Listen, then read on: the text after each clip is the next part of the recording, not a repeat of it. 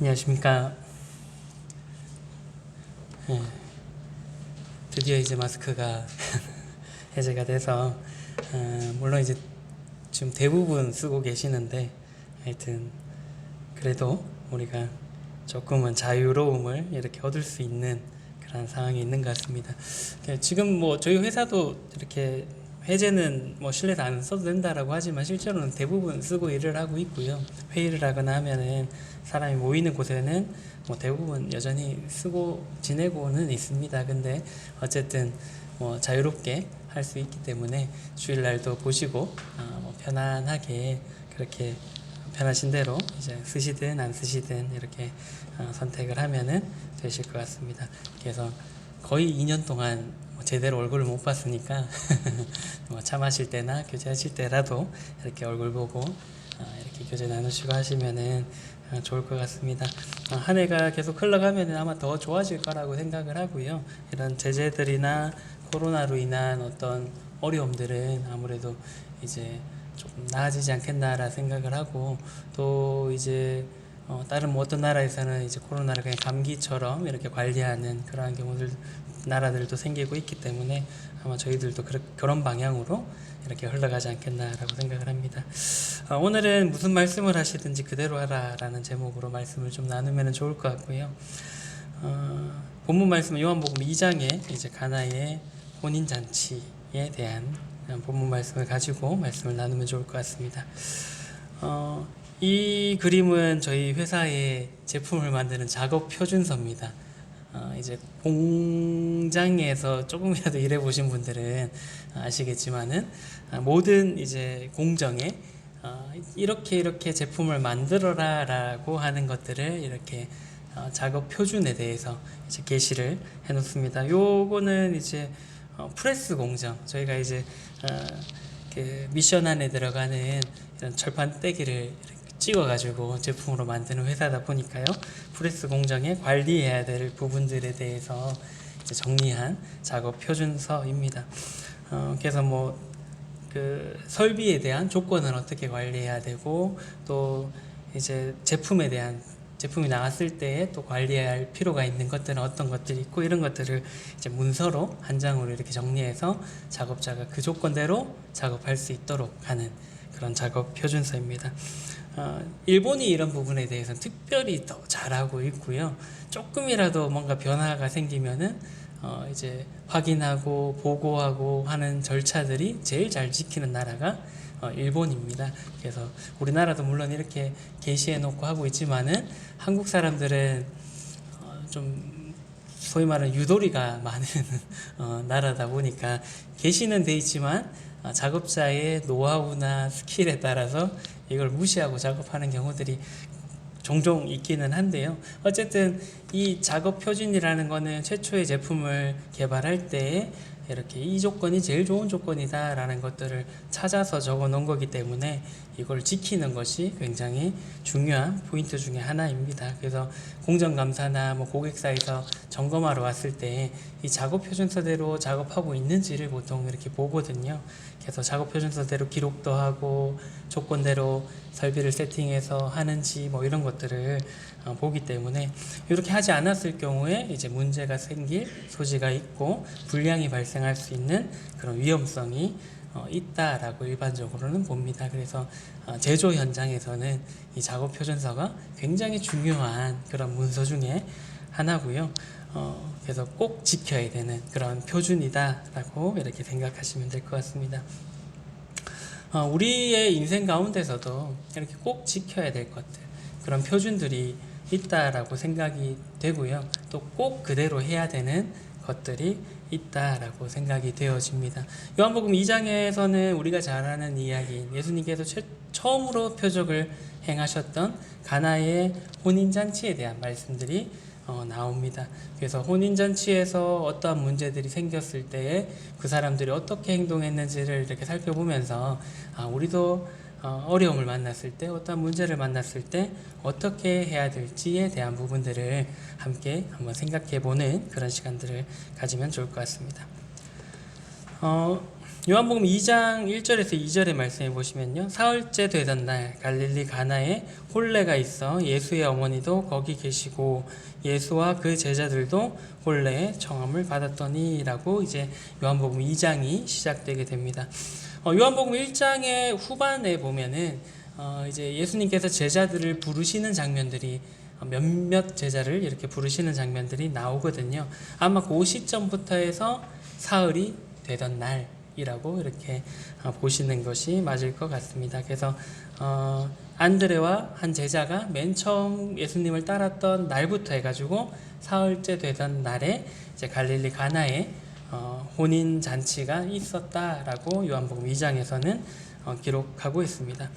그래서 이제 예수님과 그 제자들 그리고 예수님의 어머니 마리아도 그 혼례에 이제 초청을 받았다라고 이렇게 기록되어져 있는데요.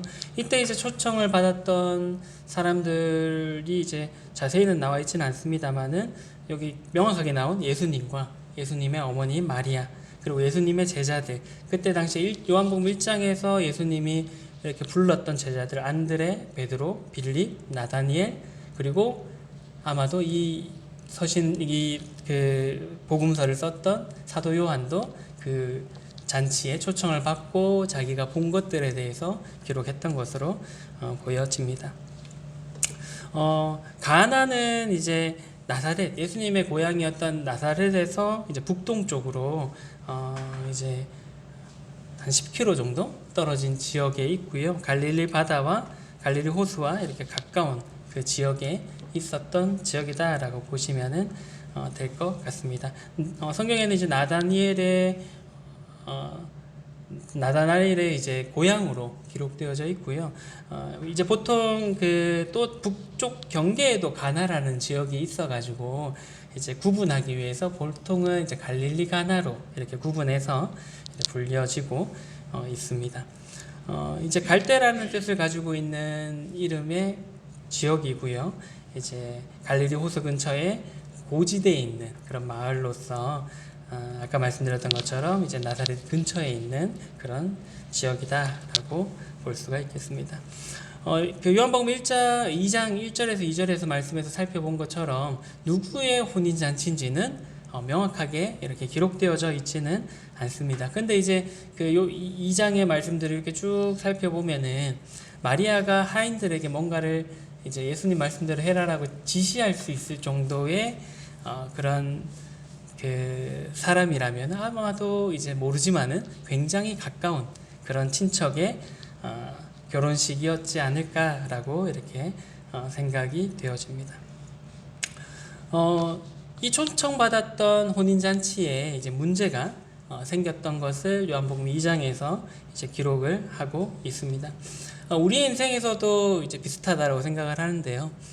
문제가 안 생기면 제일 좋습니다. 그죠? 우리가 살아가는 성경에서 말하는 70에 80의 인생의 가운데서 문제를 한 번도 안 만나고 80년의 인생을 산다면은 제일 좋겠죠. 근데 이 가나의 혼인잔치에서도 문제가 생겼던 것처럼 우리의 인생 가운데서도 반드시 이러한 크고 작은 문제들을 만나게 된다라는 것입니다.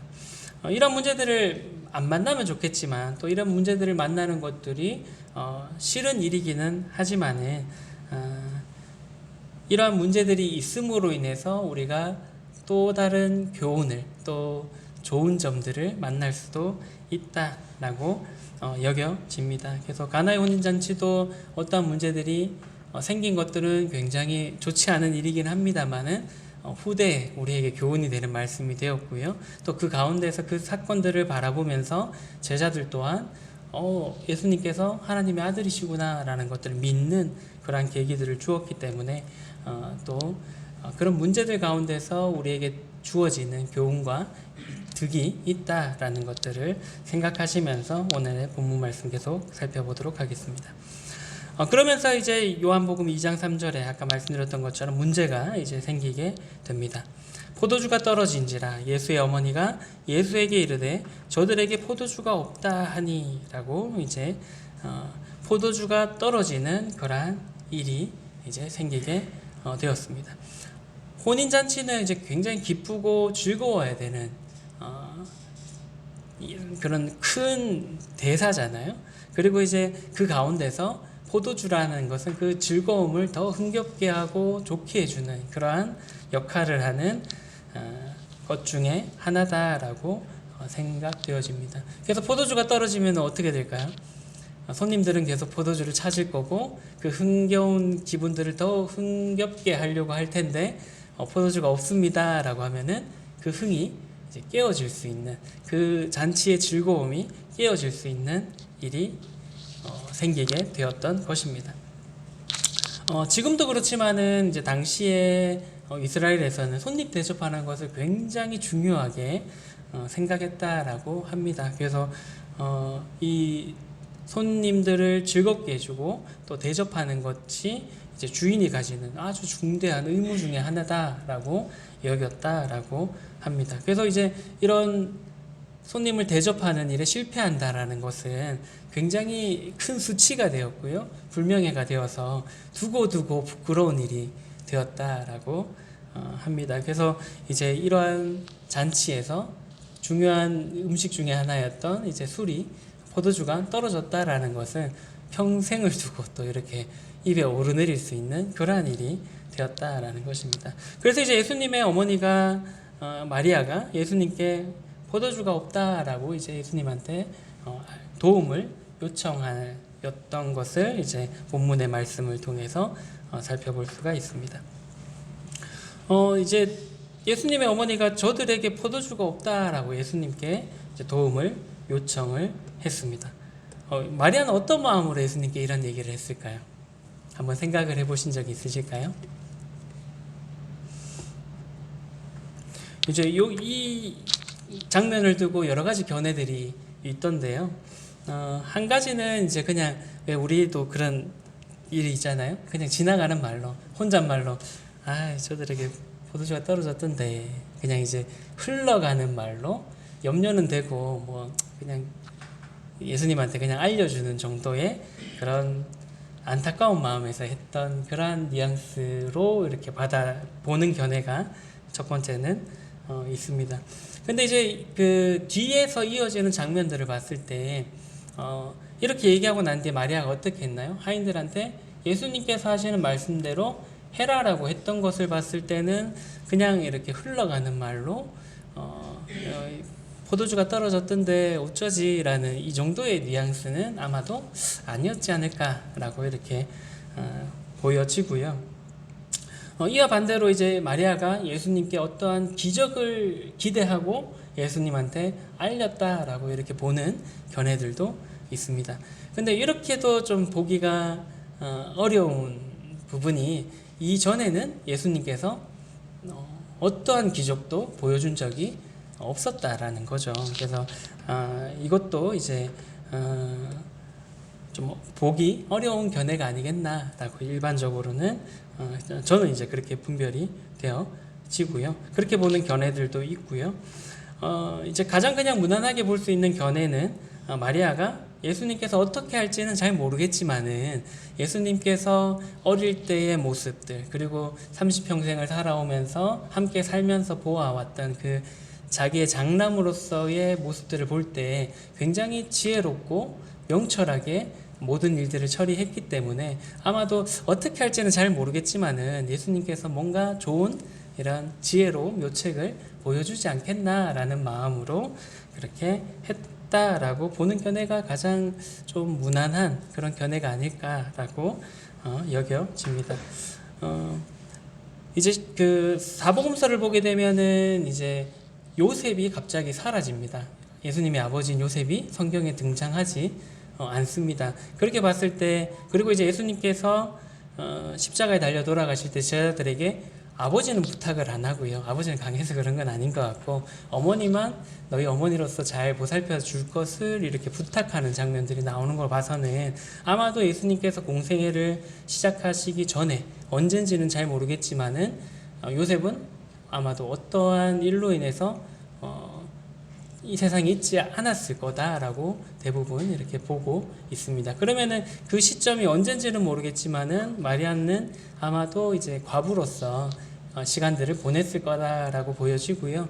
그렇다라면은 이제 어머니 입장에서 아마 장남이었던 예수님을 많이 이렇게 의지하고 살았지 않겠나. 그리고 이제 또 예수님께서 어릴 때부터 이제 성경을 그때 어릴 때에 이제 따라갔다가 잃어버렸던 그 사건을 봐도 이제 그 지도자들과 함께 대화를 나누면서 성경에 대해서 구약에 대해서 또 이렇게 얘기를 나눌 수 있을 정도의 지혜가 있었던 것으로 봐서는 아마 여러 가지의 집안의 문제들을 예수님께서 지혜롭게 해결해 나가셨을 거다라고 이렇게 보여집니다. 그래서 아마도 마리아가 어떤 의도인지 정확하게 성경에 나와 있지는 않습니다만은 아마도 이러한 이제 마리아가 예수님께 그러한 의도로서 이제 예수님께 아마도 지혜롭게 이 일도 해결하실 거다라는 그런 관점에서 예수님께 이렇게 부탁을 하셨던 걸로 보여집니다.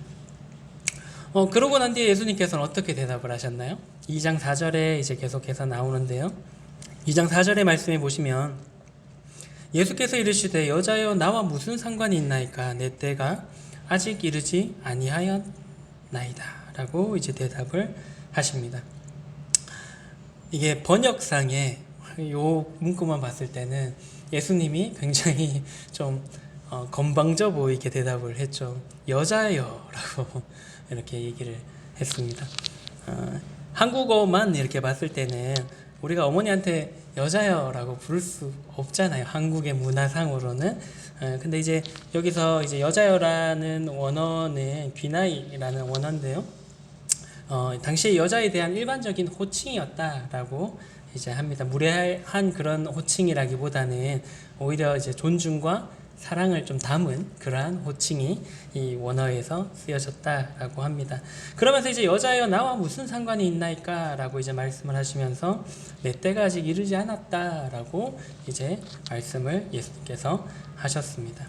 근데 이 말씀만 보게 되면은 예수님께서 마리아의 그런 요청에 대해서 마치 거절한 것처럼 이렇게 생각할 수는 있습니다만은 다음 나오는 마리아의 그런 반응을 봤을 때는 거절의 의미보다는 아직 때가 이르지 않았지만 내가 그 문제에 대해서 어떠한 방법을 보여주겠습니다 라고 이렇게 여겨졌던 것으로 생각이 되어집니다. 그래서 이 장면을 통해서 예수님께서 마리아의 요청에 응답하면서도 자신이 어떠한 분이심을 이렇게 나타내셨다라고 이렇게 보는 것이 더 좋을 것 같습니다. 그래서 이제 예수님의 대답을 들은 마리아는 어떻게 행동했나요? 우리가 잘 아는 것처럼 2장 5절의 말씀에 보시면 그의 어머니가 하인들에게 이르되 너에게 무슨 말씀을 하시든지 그대로 하라 하니라 라고 이제 그 하인들에게 이렇게 지시를 한 것을 볼 수가 있습니다. 그 어머니 마리아가 하인들에게 너희에게 무슨 말씀을 하시든지 그대로 하라 라고 이제 말을 했던 거죠. 어머니 마리아의 그 예수님에 대한 믿음은 확고했던 것 같습니다.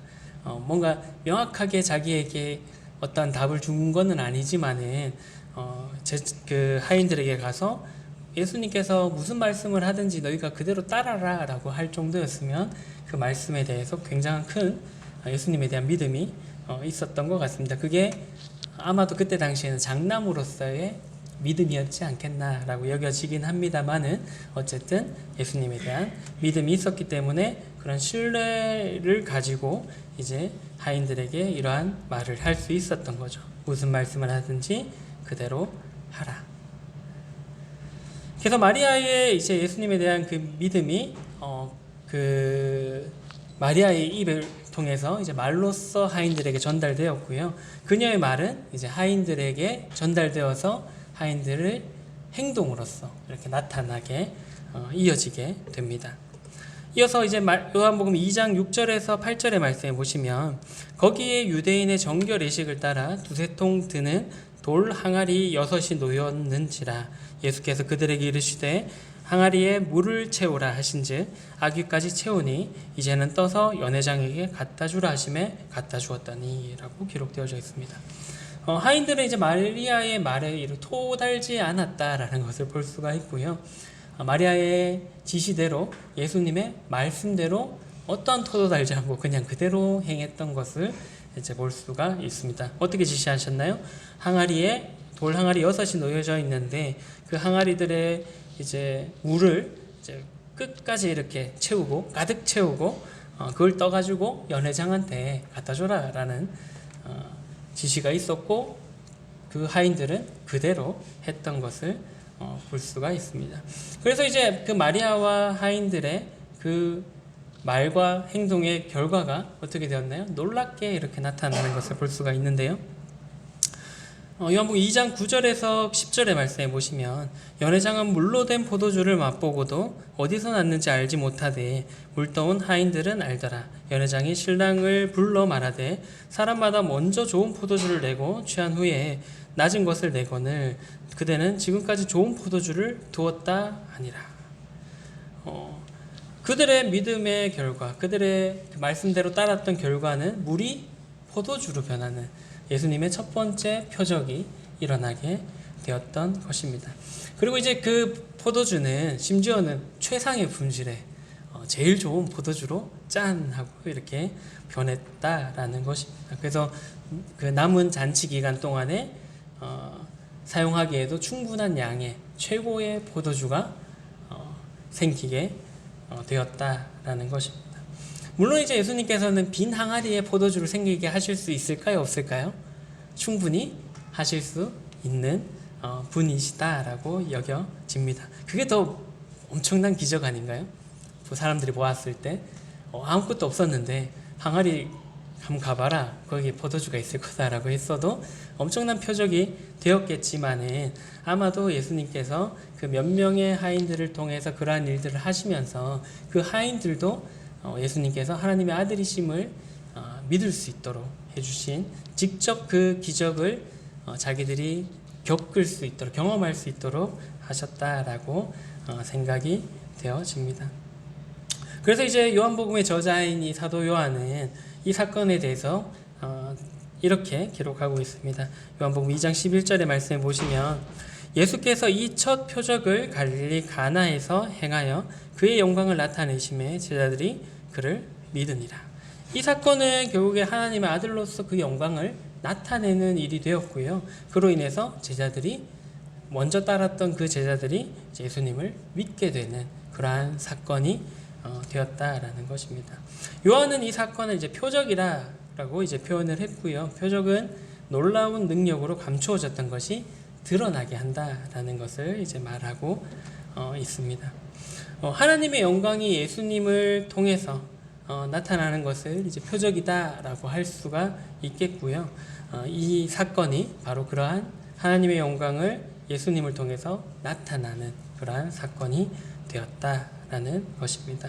그래서 이제 표적을 보았던 제자들은 믿음을 가지게 되었다라고 사도 요한은 기록을 하고 있고 아마도 그 일을 함께 행했던 하인들도 믿음을 가졌던 것으로 볼 수가 있겠습니다. 그래서 이제 이 표적을 통해서 믿음을 가졌던 그 제자들은 이제 향후에 더 큰 것을 볼 수 있는 그런 자들이 되었던 것을 우리가 잘 알고 있습니다. 오늘 본문 말씀을 통해서 우리가 어떠한 문제를 만났을 때 어떻게 그 상황을 우리가 바라보아야 될지 이제 교훈을 받을 수 있다라고 생각이 되어지고요. 첫 번째는 하나님의 때를 믿음으로 기다릴 필요가 있다라고 생각되어집니다. 우리는 이제 문제를 만나면은 어떻게든 뭔가를 해보려고 아둥바둥할 때가 참 많이 있는 것 같습니다. 저도 그렇고요. 대부분의 사람들은 문제를 만났을 때 하나님을 믿는다라고 하지만 하나님을 의지하기보다 내 스스로 이 문제를 돌파하려고 하는 경우들이 많이 있습니다.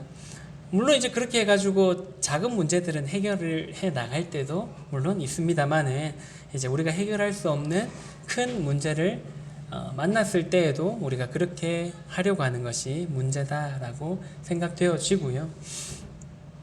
또한 이제 그러한 문제들을 만났을 때 스스로 해결을 하려고 하면서 오히려 하나님을 의지하지 못하는 그런 모습들을 보일 때가 참 많이 있습니다. 우리는 이제 그럴 때에 우리가 뭔가를 할 수가 없을 때 제일 좋은 방법은 그런 마음도 분주하고 막 염려도 많이 되고 그럴지라도 조용히 하나님 앞에 나아가서 하나님을 바라보고 믿음으로 기도로서 하나님의 때를 기다릴 필요가 있다라는 것입니다. 만약에 이제 하인들이 먼저 근처에 포도주가 있는지 없는지 막 우리 같으면 그렇게 했을 거잖아요. 야, 저기 가가지고 옆집에 가서 포도주 있는지 한번 확인해봐라. 아니면 저쪽에 가서 어떤 뭐 상점도 뭐 시장이나 이런 데 가서 포도주를 한번 살 수 있는지 한번 봐봐라 라고 우리 같으면 그렇게 지시를 했겠습니다만은, 만약 그렇게 해서 포도주를 구해왔다라면은 이 표적의 사건은 아마도 없었을 거다라고 생각되어집니다. 그래서 하인들이 예수님께서 말씀하실 때를 이렇게 기다렸던 것처럼 우리도 예수님께서 명확한 답을 주실 때까지 믿음으로 기도로서 기다릴 필요가 있다라는 것입니다. 종들이 주인의 명령을 기다리는 것은 당연한 거죠. 한국 사람들도 이제 특별히 남자들이 이제 군대에 갔을 때 그러한 것들을 경험을 하는데요. 상사가 지시하지 않으면은 먼저 움직이는 경우는 잘 없습니다. 물론 작은 일들은 모르겠지만요. 뭐 이렇게 훈련할 때나 어떠한 일들을 할 때 위에 상사의 지시를 근거로 이렇게 움직이는 것이 일반적인 군인들의 모습입니다.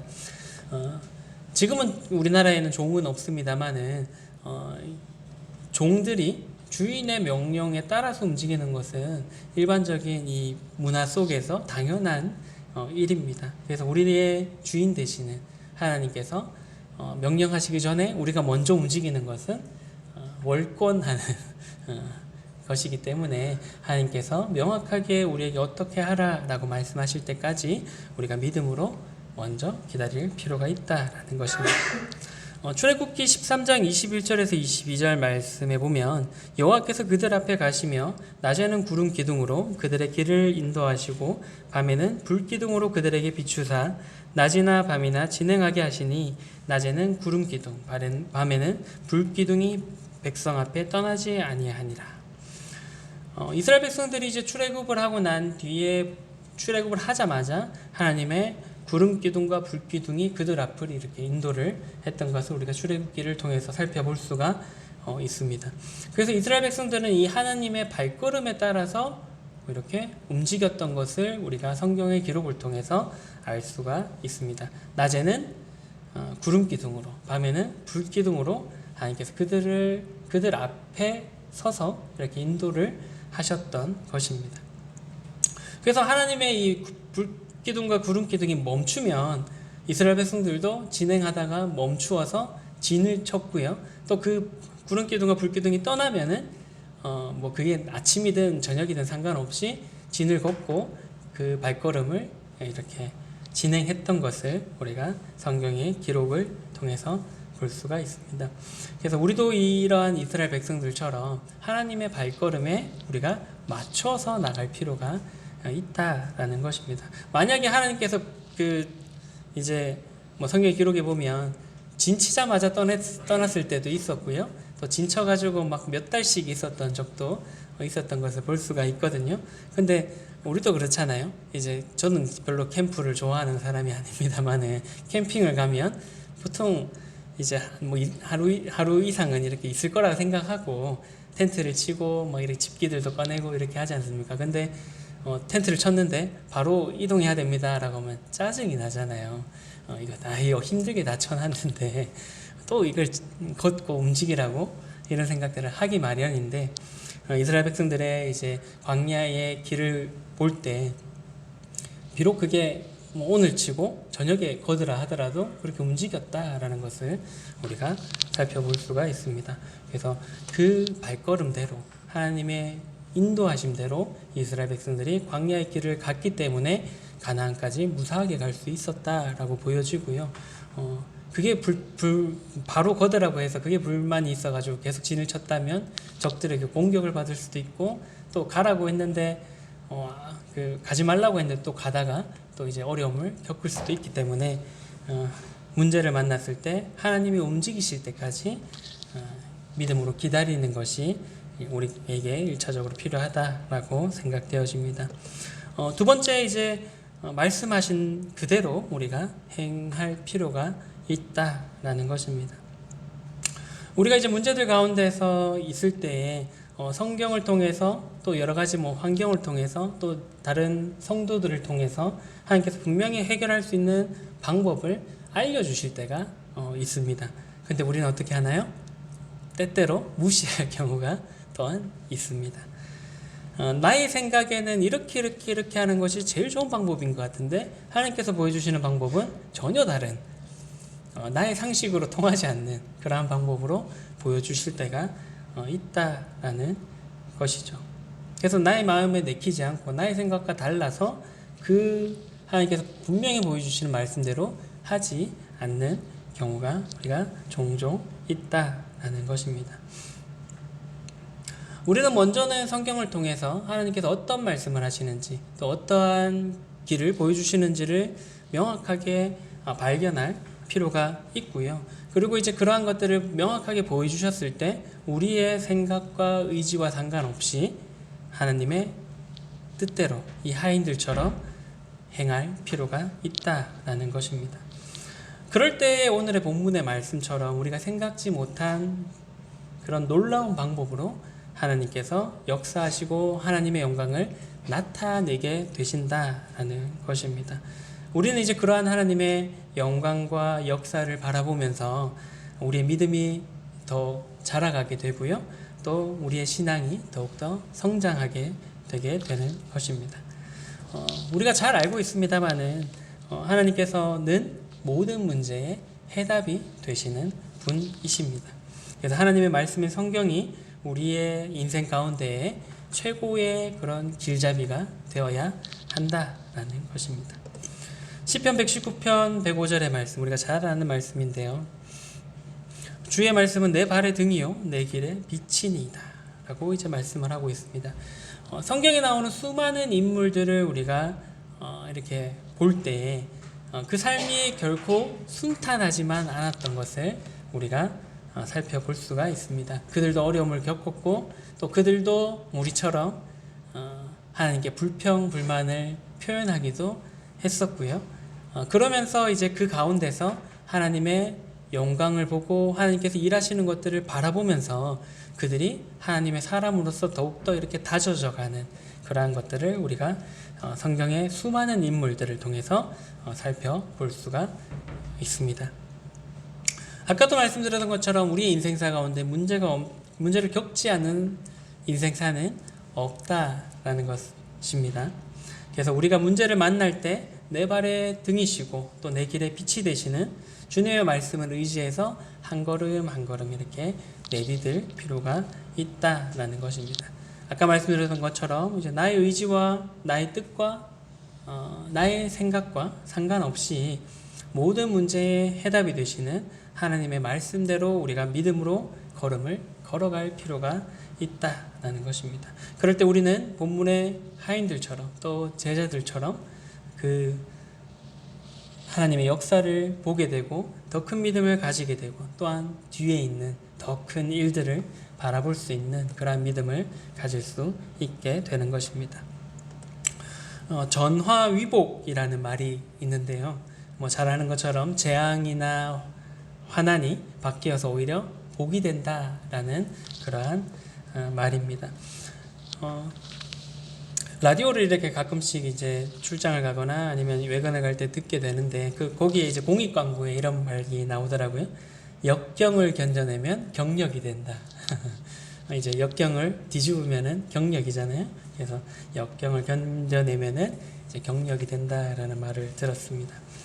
성경의 많은 인물들도 이런 어려움을 이겨냈을 때에 하나님께서 크게 더 많은 일들로 이렇게 사용하시는 것을 볼 수가 있습니다. 또한 이제 그러한 사람들을 통해서 하나님의 영광을 나타내는 그러한 모습들을 우리가 성경을 통해서 또 수많은 성경의 인물들을 통해서 우리가 살펴볼 수가 있습니다.